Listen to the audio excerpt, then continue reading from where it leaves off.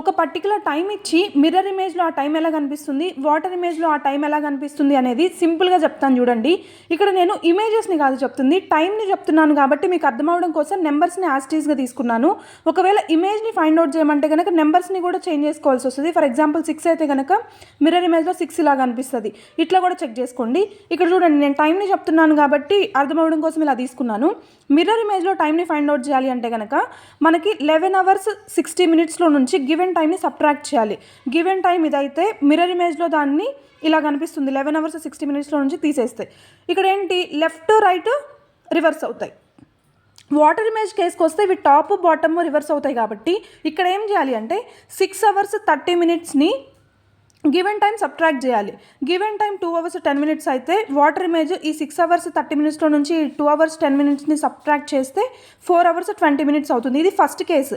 Second కేసులో ఏంటి, ఇక్కడ అంటే మనకి 12 hours కాబట్టి ఇది మనం 12 hours కంటే తక్కువే ఉంటుంది కాబట్టి ఇక్కడ పాజిటివ్ వాల్యూసే వస్తాయి. వాటర్ ఇమేజ్ కేసులో 6 hours 30 అబౌవ్ నెంబర్స్ కూడా ఉంటాయి కాబట్టి నెగిటివ్ వచ్చే ఛాన్స్ ఉంటుంది. కాబట్టి ఇలా నెగిటివ్ వస్తే కనుక ఫర్ ఎగ్జాంపుల్ ఇప్పుడు 7 hours 20 minutes గివెన్ టైం అయితే కనుక దీన్ని 6 hours 30 minutesకి సబ్ట్రాక్ట్ చేస్తే మనకి -50 minutes వస్తుంది.